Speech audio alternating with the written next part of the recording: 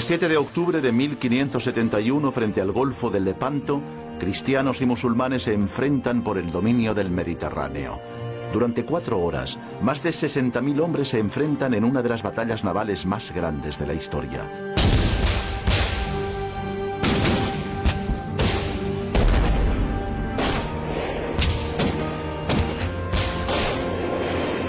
Miguel de Cervantes combate en primera línea a bordo de la galera marquesa. Tiene 24 años y continúa combatiendo después de ser herido en el pecho y en el brazo izquierdo. Es evidente que Lepanto fue un acontecimiento trascendental para él, Es decir, que lo recuerda constantemente y cuando se retrata a sí mismo en el Progreso de los Ejemplares, dice, bueno, se retrata como un soldado de Lepanto y como el autor del Quijote. Y efectivamente se portó muy valientemente, los testimonios que conservamos lo confirman. Hacia media tarde se ha producido una clara victoria de la Santa Alianza. De las 300 naves turcas solamente consiguen escapar 50. El resto son apresadas o hundidas. Han muerto 8.000 cristianos y 25.000 musulmanes. Cervantes se restablecerá de sus graves heridas y durante algunos años participa en las campañas de Narvino, Corfú, Túnez y La Goleta, pero nunca recuperará la movilidad en su mano izquierda.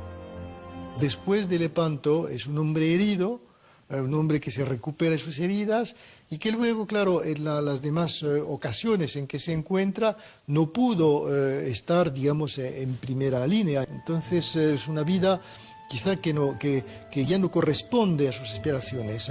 En 1575 decide regresar a España. Parte de Nápoles con destino a Barcelona, pero poco antes de culminar su travesía frente a las costas de Cadaqués, su galera es atacada por corsarios turcos. Cervantes es hecho prisionero, llevado a Argel y vendido como esclavo.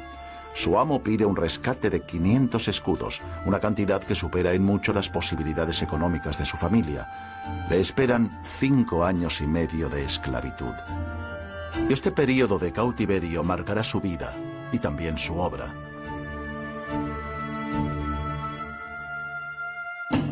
Pero hagamos un paréntesis y volvamos al libro y a la pregunta que tratamos de resolver.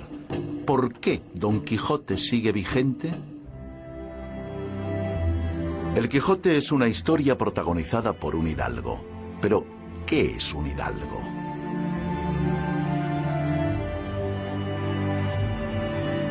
Durante toda la Edad Media, la sociedad se había organizado en 3 grandes grupos o estamentos: los que rezaban, los que trabajaban la tierra y los que hacían la guerra.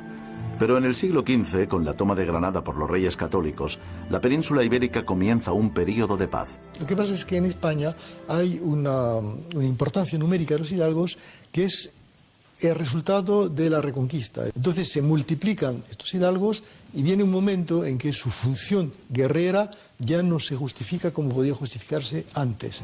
Los hidalgos son los herederos de esta casta guerrera que ha quedado totalmente desfasada. Son la baja nobleza, que según la costumbre solo puede vivir de sus rentas. Algunos se aferraban nostálgicamente a una gloria familiar que a principios del siglo XVII les quedaba ya muy lejana.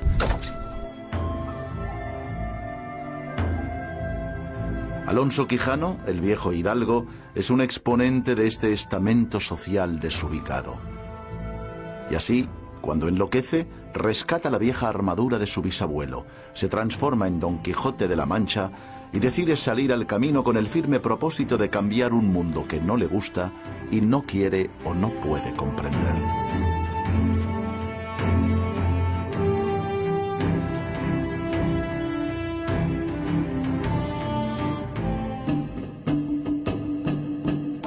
¿Y qué hay de Sancho Panza?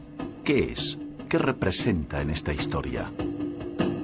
¿Quién sabe si en pocos días no puede? Lo que es innegable es que formalmente Don Quijote y Sancho Panza son una auténtica pareja de éxito. Responden a un arquetipo que se repite en infinitas narraciones de ficción. R2D2 y C3PO, el gordo y el flaco, Abbott y Costello, Asterix y Obelix, Walter Matthau y Jack Lemmon, Huckleberry Finn y Tom Sawyer.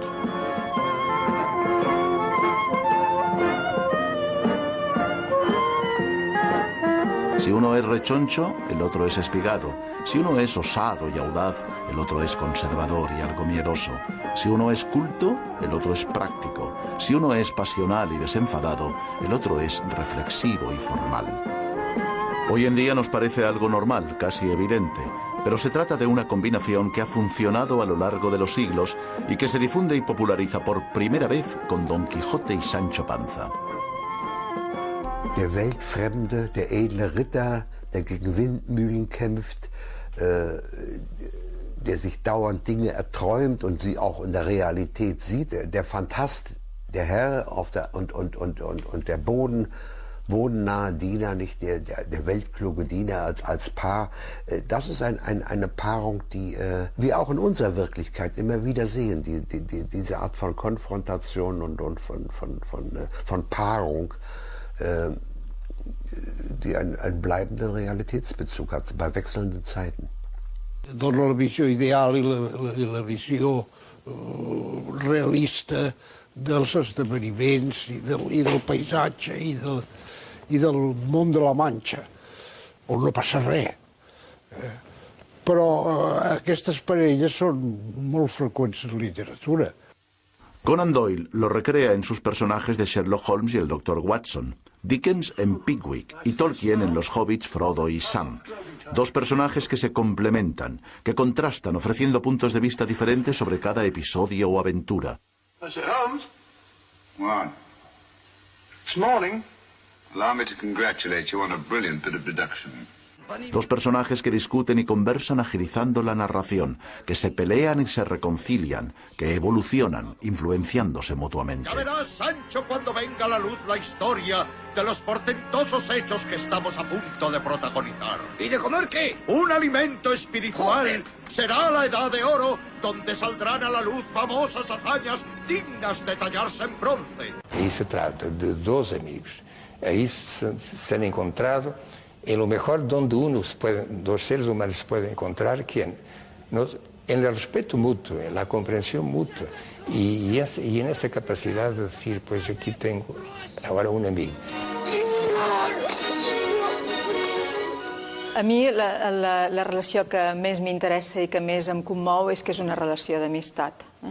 El Quixot i Sancho es fan amics, i són amics. Don Quijote se preocupa de Sancho como una persona se preocuparía por un hijo, ¿no? Y Sancho se preocupa de Don Quijote como un joven se preocuparía por su padre o su abuelo que ha perdido un poco la cabeza, ¿no? Nos hemos divertido tanto juntos. De acuerdo, no tiene uno chavo y con él se pasan hambre y fatigas.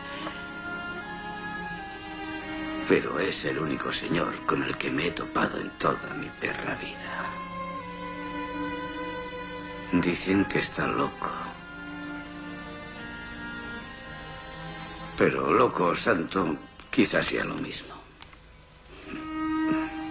En definitiva, se trata del sentido común y la pasión, la fe y la razón, el pragmatismo contra el ideal, la visión práctica contra los sueños. Son partes complementarias de una misma cosa, la condición humana. Es un tipo de división de lo humano que ha impregnado la filosofía, la literatura, la mitología. Es una de las razones por las que el Quijote llega tan fácilmente a públicos tan distintos y también a épocas tan diferentes, ¿no? Lo único que no es ridículo son las pasiones humanas elementales, las fundamentales. Entonces, el ser humano está completamente al descubierto en el Quijote, en esa obra. Y eso, llegar a los elementos esenciales del ser humano, no va a pasar de moda jamás.